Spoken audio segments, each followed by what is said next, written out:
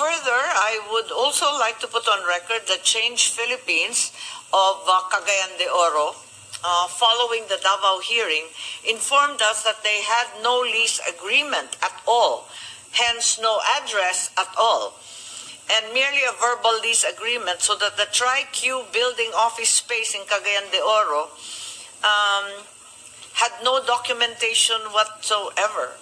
I don't know how the NGO turned into an informal settler, but this is apparently the case, which makes the situation more and more curious. Yes, Change Philippines. Is there anyone with any information? The concern was that they were soliciting signatures, apparently under the direction of the national group of PIRMA. Is that correct? And yet did not have any address of record. Okay, lastly, and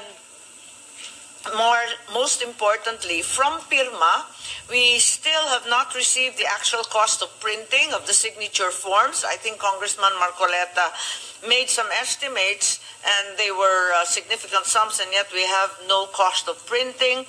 We, until today, don't have the list of donors from the advertisement. I think Senator Ontiveros, this was the request of Minority Leader, that it be submitted in the afternoon at 2 p.m.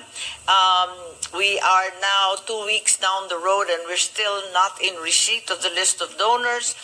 The proof of payment of the donors tax. Peki yung group na yan, PIRMA. They support constitutional change, but they are also concerned about their security and their privacy. And I think maybe they thought about it, maybe they deemed it more important that their security, their privacy, and their family is higher than their concern about people's initiative. Madam Chair. Yes, Senator Ontiveros, please. Madam Chair, to what the Chair has said, kahit po lahat ng kandidato, kasama po tayo, pagkatapos ng bawat eleksyon, nagsusimite po tayo ng SOSE natin sa COMELEC din. And a people's initiative, if properly implemented, na yun pong tinatanong nitong ating investigasyon, ay isang katulad din na constitutional process. At kailangan may transparency and accountability yung nagsasagawa nito. Partikular sa advertisement na itinatanong natin na walang nagtanong kay Mr. Oñate noon, sila mismo nagsabi it cost 55 million pesos. So, hi guys, magandang araw po sa inyo lahat. Ito naman pong muli ang inyong lingkod, si DIY KKB Informative. At matutunghayan po natin ngayon ay ang paggisa sa mga grupo na di umano sila raw yung mga grupo ng PIRMA na sinasabi ng lower house na wala silang kinalaman dito, kundi may individual o may private group na gumaganap dito. So napakarami pong butas ang nakikita ng ating mga senador, at ito po ay sa pangunguna ni Senator Amy Marcos. So nakita niyo naman, gumaganap na sila kahit na sabihin na nating pinsang buo niya yung speaker, kapatid niya yung presidente. Pero ito pong si Senator Amy Marcos ay talagang may pagmamahal sa ating bansang Pilipinas. Hindi po natin maitatago yan. Siyempre, mayroong mga bumabatikos, may mga kikritisismo. Yan para lang sa eleksyon ang ginagawa niya. Kakandidato siyang, hindi natin alam kung lumalabas sa vice presidente ng ating sitting vice president ngayon. So, alam naman natin magkaibigan itong si Vice President Sara Duterte at itong ating Senador Amy Marcos. Hindi natin maitatago yan. Pero, ang ginagawa po ni Senator Amy Marcos ay para sa mamamayang Pilipino. Hindi ito palabas lang o pakulo lang o para siya makitang may ginagawa. Hindi po. Ako po ay isa nakikita ko sa aking pagsusuri po ay totoong ang kanyang pag-imbestiga dito sa PIRMA ay totoong kumbaga mahal niya ang bawat isang mamayang Pilipino dito sa ating inang bansang Pilipinas dahil Hindi ito propaganda lamang para siya maging vice presidente in the future. Hindi po. Kaya sa akin pong pananaw 'yon. Dahil maganda naman yung ginagawa niya eh. Yung kagaya niya, issue talaga itong Pirma Group na ito. 'Di ba? Nung una, iniisip natin ang may pakulo nito ay ang Kongreso. Ngayon lumalabas, meron daw itong grupong ito ang silang namumuno para sa mga pirma. Pero po ayun sa akin pagkakaalam po, bawat distrito ay napakaliit na porsyento ang kailangan lang makuha para manalo doon sa isang distrito ang pirma. Napakalungkot po. Samantalang tayo 100 million plus dito. O let's say, ang mga botante ay nasa 80% ng ating total population. Di po ba? So, itong ginagawa ng ating butihing kagalang-galang Senator Amy Marcos ay ito'y talagang pagmamahal sa bayan, pagmamahal sa ating inang bansang Pilipinas at pagmamahal sa bawat isang mamamayang Pilipino dito sa ating bansa. So, sana naman po, wag nang batikusin kasi tingnan na lang natin kung ano yung ginagawa. Hindi yung lalagyan pa natin ng negatibong mga mensahe, kesyo ganun, ganire, ginagawa lang niya kasi mag-eleksyon. Hindi po. Ang tignan po natin, na pagtuunan natin ng pansin, yung nilalaman ng kanyang ginagawa ngayon. Yung kanyang move, yung kanyang ginagawa ngayon na sinisita niya, iniimbestigahan niya, yung Pirma Group, yung Pirma, yung PI na yan. Na alam naman natin, sa ngayon, hindi makakabuti po sa ating bawat isang mamayang Pilipino dito sa ating inang bansang Pilipinas. So, tunghayan po natin kasi mapapansin nyo yung iniimbestigahan nila, itong Pirma Group na to. Talagang maraming segue, maraming alibay o ano. Ito po is sarili kong pagsusuri ha. Marami pong butas na makikita tayo dito. So, napaka-importante pong panoorin natin at himay-himayin nyo po sa inyong sarili. Dahil ito po, nahimay ko na. Tad-tad na nga ito eh. So, kidding aside guys. So, tunghayan na po natin guys. At nang lubos nating maunawaan kung ano tong Pirma Group na ito na connected na rin sa ating COMELEC. Diba? Grabe. Diba? Tayo dapat ang masunod, tayong mga botante. Pero parang nangyayari. Di umano ay may kuntsabahan na rito. So ito na po. At bago po tayo magsapol, ay ako po ay nagpapasalamat sa ating mga viewers at lalong-lalo na sa ating mga subscribers na patuloy na tumutunghay sa ating YouTube channel, DIY KKB Informative. Maraming salamat po sa inyo. So ito na po ang hearing sa pamumuno ng ating kagalang-galang butihing Senator Amy Marcos. Ito na po guys. Tunghayan po nyo.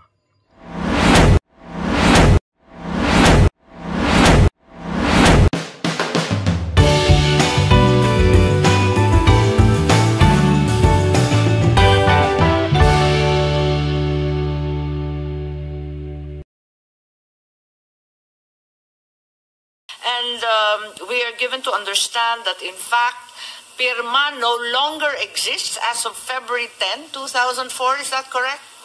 Yes, Madam Chair. Their certificate of registration has been revoked since February 10, 2004. So, when was this, in fact, registered? The Pirma was registered or incorporated on March 12, 1997, Madam Chair. So, from 1997 to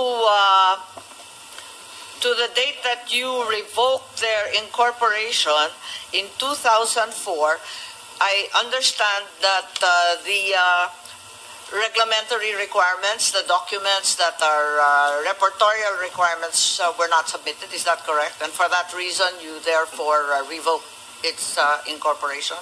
Yes, Madam Chair. Since the time of their incorporation, they have not submitted any reportorial requirements with the SEC based on our records. Who do you have as the directors of this corporation, please?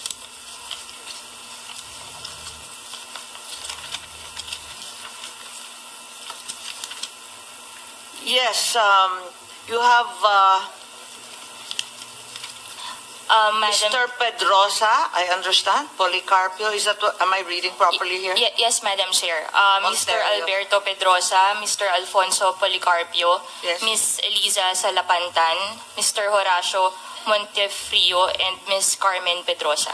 Yes, and they have never reported or updated their documents with the SEC. Yes, Madam Chair. What we only have are their articles of incorporation and bylaws that they submitted at the time of their incorporation. The name of Mr. Noel Oñate does not occur? None, Madam Chair, at the time of their incorporation. The name of the attorney, Anthony Abad, does not occur? None, Madam Chair. Nor is counsel, Ghana Incorporated, Ghana and Partners in any of the listings. Is that correct? Yes, Madam Chair, none.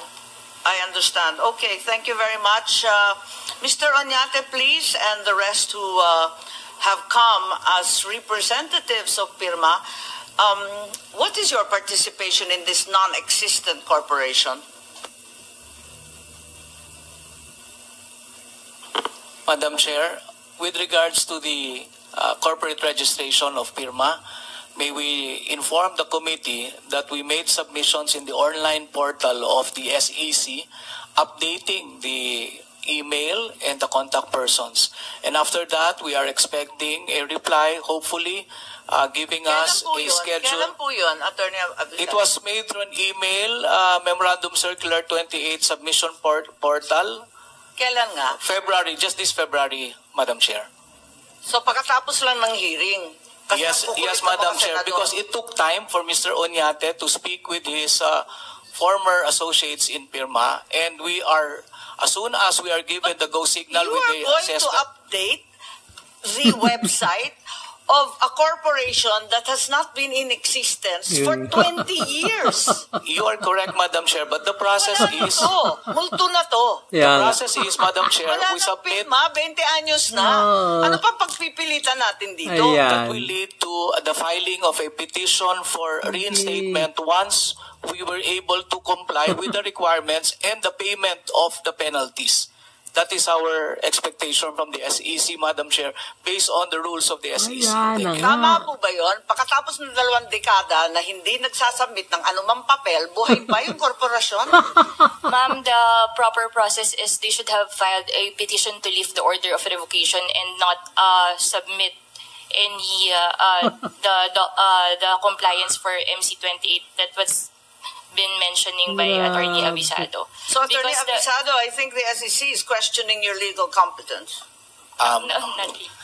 Madam Chair, we Narinig cannot nyo, file a guys? petition for Ayan, tingnan mo. reinstatement. Ang daming alibay, guys. Revoke na pala. Ang tagal-tagal na. 20 taon na. Multo ng araw, sabi ni Senator Amy. Tapos, pinupus pa nila. Tapos marami pa silang sinasabi ditong depensa nila dun sa kanilang grupo. Ay, guys. Nakakatakot po ito pag ito ipinus nila. Tapos tayo di umano, meron nga mga bayad-bayad na 100, 500, di umano, wag po natin ibenta yung ating karapatan, ang ating pagkatao, para lang dito sa mga nangyayaring ganito sa ating inang bansang Pilipinas. Nakakatakot po yan, guys. So, panawagan po sa aking mga kapwa Pilipino dito sa ating inang bansang Pilipinas. Wag po tayo magpaloko. Kasi nakikita nyo naman, narinig nyo naman mga kanilang mga sari-sariling salaysay. Multo na to, sabi nga ni Senator Amy. Nakakano po, guys. So, wag po tayong magpapalinlang. Tuloy po natin. Yes, so we update through this portal. Online submissions lang po lahat sa SEC. So we started updating. The next stage would be to submit the names, the new directors of PIRMA. You should be warned. Huwag mong tuturuan ng SEC ng trabaho nila. Baka mas hindi po. ma-trouble tayo nito. Hindi po, never Baka my ilibing intention, na Madam yung Chair. pirma na yan. Hindi Patay po. na. Naghihintay nga ho kami, nakikiusap kami, naghihintay kami na hopefully mapagbigyan at mabigyan ho kami ng assessment of the penalties which would allow us, once we pay, which would allow us to file a petition for reinstatement. Yun Madam lang po. Chair? Madam Chair? Yes, Senator Binay. Hindi, naguguluhan lang ho ako, Atty. Abisado, dun sa timeline nyo eh. Nag-initiate kayo ng People's Initiative, pero hindi pa pala ayos yung documentation ng Yun. pirma nyo. Di ba dapat nag-due diligence muna kayo kung talagang Legal. may entity na pirma? Baka Oo. naman last minute lang to pahabol. May nakaalala na may pirma dati. At saka, kinaladkad na lang si Mr. Oñate na napakabait na nag-volunteer na rin. Di ba, Madam Ganun Chair? ba yun? If pirma does Gulo not... ba't walang Senator papel? Binay. Di ba? If walang korporasyon, walang papel, walang resibo, ano ba to? Lahat ka ba Yeah. talaga? Hindi. So, ang tanong, if pirma does not exist, it does not exist dahil wala na, revoked na siya by the SEC. So, sino yung entity na nag-initiate na itong People's Initiative? Madam Chair, Senator Binay, to answer your question, totoo po yung observations ninyo. When we check the status of PIRMA, we knew na canceled na po yung registration. And we also knew that it would take a while bago po kami makapag-file ng petition for reinstatement. When we checked the rules, we Kaya found nga, out that pero for bakit- purposes of a PI, Senator Marcos, Yes, Attorney it's only a Abisado. registered voter that is required to file for People's Initiative. And we are hoping by the time we file the petition, baka nga po umabot na kami doon sa part na makapagbayad na ho kami ng... Hindi sana hindi na ninyo ginamit yung pirma. Yung Tama. mga individual names na lang ang dinatag. People naman ito eh. Basta may tao doon na nakapirma, ayos na yon. Ba't pa kinaladkad yung pirma? Bakit ginamit-gamit pa itong kalansay na korporasyon na patay na? We understand your observation, Madam Chair. Advocacy ho kasi ni Mr. Oñate ang Hindi PIRMA. ba It last started minute in lang? Parang 1997. nakaladkad na lang to ng last minute para may mukha, para may pangalan. Ganun ba yun? Hindi Kasi po. parang Mr. hindi naman- Oñate can answer, Madam Chair. Hindi, kasi parang nahuli lahat ng dokumento, hindi pa incorporated, Tama. biglaan to. Sino ba at bakit kayo nagmamadali? Yun ang tanong. Sabi mo nga, dapat nagpetisyon pa, dapat nag-ayos muna sa SEC, dapat nagsubmit na sangkatutak na dokumento para ma-revive yung korporasyon. Bakit minadali? Madam Chair, hindi po kami nagmadali. In fact, we want to clarify. Wala ho kaming deadline. Our deadline is once we reach the minimum required by the COMELEC. Madam Nako. Chair? May deadline po kayo ha. Yung January 32 p.m. ha. Nakalampas na kayo ng Madam ilang Chair? beses. Okay. Pwede matanong lang ho yung COMELEC kasi 'di ba ilang percent na ho yung nag-submit ng 3%? Based on the submitted certification that we submitted to this committee, Madam Chair, 211 po na legislative district out of the 253 And legislative out of districts. and that 211 pirma yung nag-submit? Wala po kaming alam, Madam Chair, kung pirma yon sapagkat sa bawat municipal election officers and city election officers, Madam Chair, may nagdadala po, and then of course yung proponent o yung tao ng proponent kasama na po yung pangalan na na-mention po doon sa mismong signature sheets at saka signature form. So, Pero Chair, ang tanong, dahil doon sa Davao, sinabi po ng election officer na ang nagbigay daw yung mga abogado ng pirma. Tapos inako naman ng abogado ng pirma, sila daw yung legal counsel ng pirma.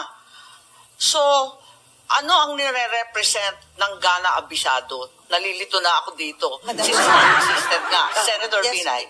Chair Garcia, is it possible for you to submit to the committee yung 211 kung sino yung nag-submit? Yes, Madam Chair, the certifications, all the certifications were submitted to this committee. Nandun din po yung mga names kung sino ang nagpa-receive sa Commission on Election sa bawat local COMELEC namin.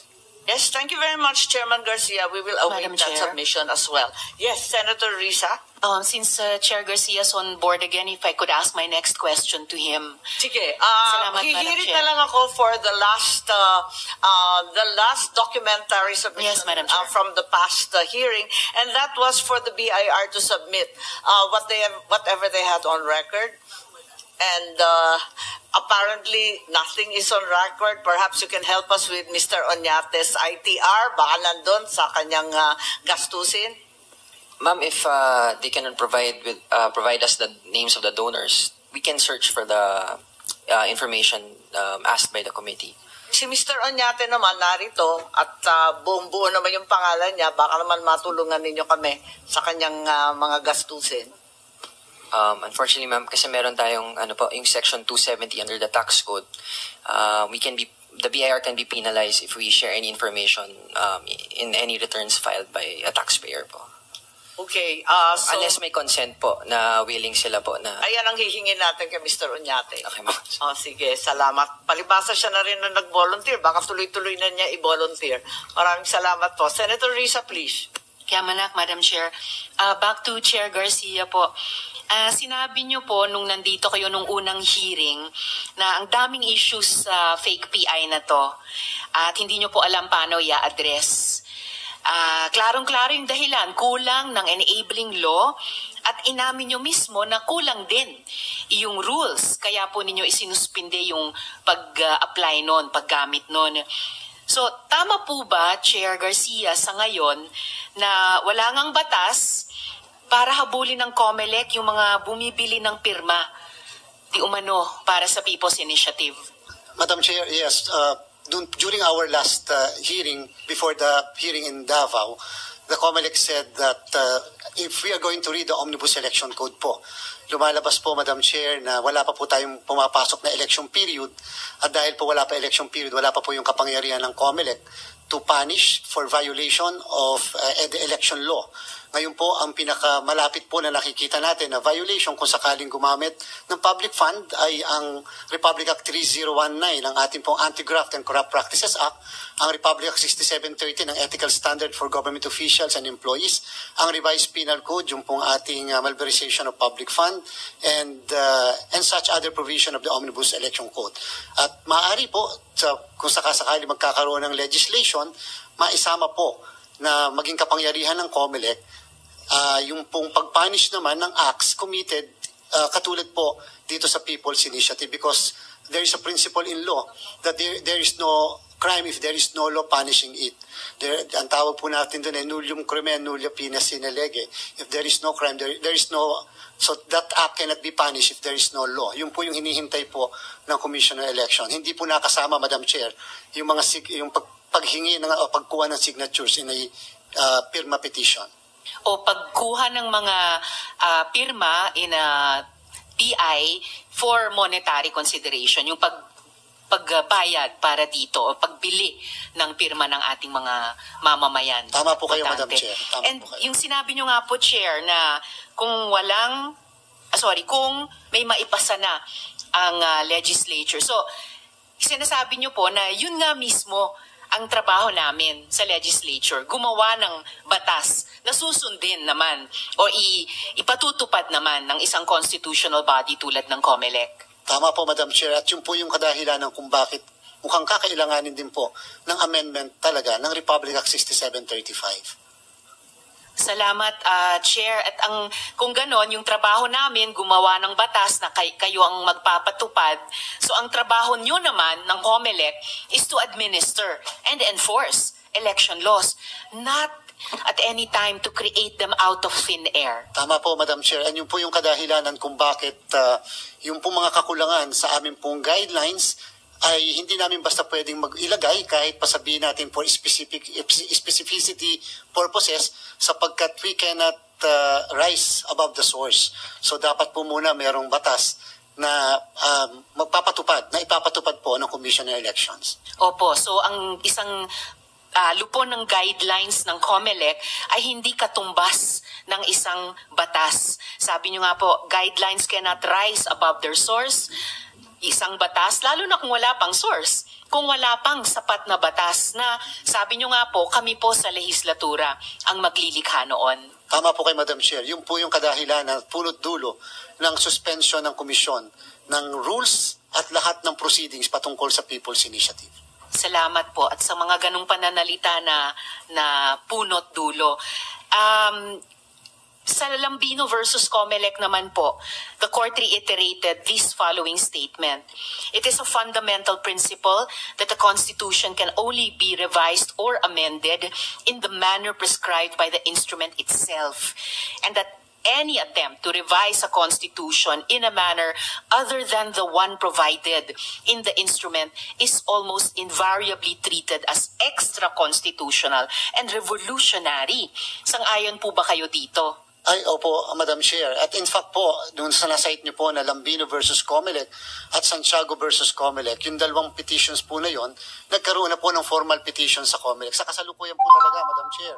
Bago po kami nag-suspend, in all fairness to the Commission, wala pa pong kahit isang formal na petition na nakafile sa Commission election. Therefore po, kung sakali lang po dumating sana noon, bago kami nag-suspend yung formal na petition, saka po namin i-apply lahat yung napag-usapan natin dito po sa pagdinig ng komite ng Senado po. At kung nangyari po yun, Chair, na may formal petition na nakarating sa inyo bago nyo sinuspinde yung application ng rules o guidelines, still, would you agree, and today, before this committee, would you agree that public officers and government instrumentalities should exercise only those powers and functions granted them by law? Madam Chair, Your Honors, although I do not want to bind the members of the other members of the Commission, but as far as this representation is concerned, when the Comelec determines sufficiency and form and substance, then the determination of sufficiency may come to the determination as to whether 6735 is the valid enabling law in accordance with Article 17, Section 2 of the Constitution. Pero sabi niyo po, you don't want to bind the other members of the commission. Pero kayo po yung chair. So, kayo po yung kumbaga pinaka-authoritative voice na papanggigan namin. Kung isa lang nga na miyembro ng Comelec ang pwede namin itanong sa ganitong hearing, kayo po talaga bilang chair. And I hope I'm not sensing a bit of stepping back dun sa mga nauna nyo ng very definitive at satisfactory statements. Yung sinabi nyo you may pass on the form and substance. Kasasabi nyo nga po ay wala pong sufficient na batas from which guidelines, valid guidelines, may emanate from the Comelec. Tama po kay Madam Chair. At in fact, kinakailangang reviewin naming mabuti. Ano ba talaga yung eksaktong sinabi sa Santiago? Ano ba talaga ang dahilan sa Lambino? Bakit despite the Santiago and despite the Lambino, nag-promulgate pa rin ang komisyon at that time ng Comelec Resolution 10650?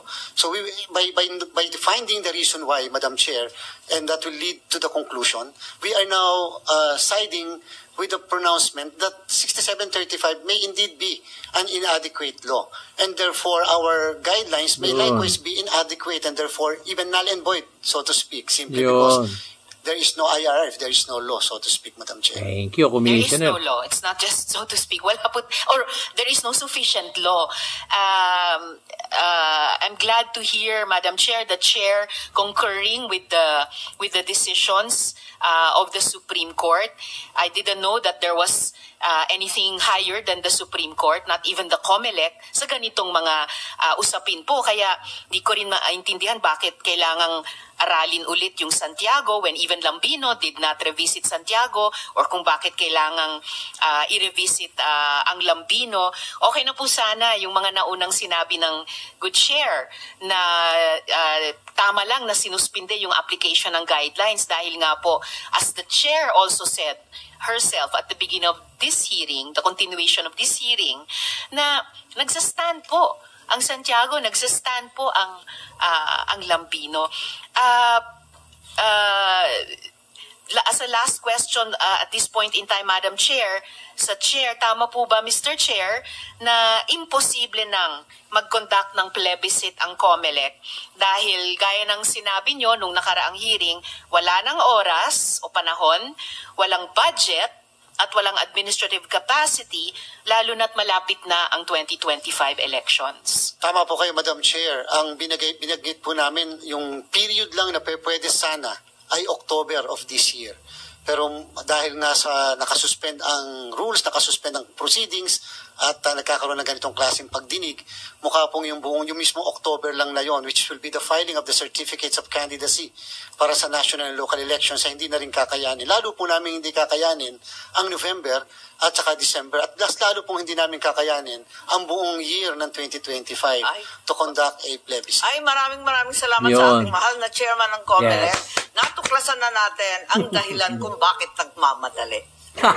Yun na nga po, Madam Chair, natuklasan din. At kung sabi po ng good chair, hindi nila kakayanin ng isang plebiscito sa Oktubre, Nobyembre, Disyembre, taong 2025, lalong hindi kakayanin ng mas maaga na yun yata ang timeline sana ng ilang mga grupo na nagpabalak or nitong even Peking sooner. BI. Yes, Madam Chair, exactly. Or even sooner than October 2024. Maraming salamat, Chair Garcia. Nalinawan na. Maraming salamat po, Madam I think we'd like to recognize at this point the DOH via Zoom, Mr. Richard Jimenez. So he's here to adequately provide us information on the alleged MAIP offerings. In addition, Senator JV has manifested his desire to posit questions to the COMELEC, and we now have the presence of Yeah. So, nakita niya na, guys. So, malabo na yung People's Initiative na yan. Kasi maraming tanong din para lang lower house, ang daming tanong, hindi nasagot. At dito naman sa COMELEC, ang daming tanong, pero nasagot nila na maayos. So, yun nga po, ayon sa kanila, ay malabo nang mapush yung People's Initiative. So, kami po ay mananahan sa salita ng COMELEC chairman, na wala na yan. Hindi na nila mahabol yan. So, next sa susunod na kabanata na lang po. Yun po ang sinasabi dito sa hearing na to. So, guys, maraming salamat po at marami tayong natutunan ngayong araw na to sa pamamagitan ng ating butihing kagalang-galang pangunguna niya dito sa hearing na to, si Miss Amy Marcos or Senator Amy Marcos, sorry po, Senator. Itong ating butihing kagalang-galang na si Senator Amy Marcos. So maraming salamat, Senator Amy Marcos, dahil nalinawan na ang ating taong bayan patungkol dito sa PIPI na to, marami pala tong question, maraming hindi sinunod na alituntunin. Ayon to sa hearing nila dito sa ating mataas na kabulungan o ang ating Senado dito sa ating inang bansang Pilipinas. So, ganito naman po, guys, at maraming salamat po sa inyo, sa aking mga viewers, at lalo sa ating mga subscriber at ang ating mga bagong subscriber na patuloy na sumusuporta sa ating YouTube channel, DIY KKB Informative. Maraming salamat po, guys. At ang regalo nyo sa akin, guys, imagine, 1 year na akong nagbablog, ay meron na akong 5,000 subscriber. Maraming salamat po sa inyong lahat. Okay? So, thank you po. At sinasabi palagi ni DIY KKB Informative, maging mapanuri po tayo sa bawat hakbang ng ating mga opisyalis ng gobyerno para sa ating kapakanan dito sa ating inang bansang Pilipinas. So, thank you, guys. See you on my next vlog.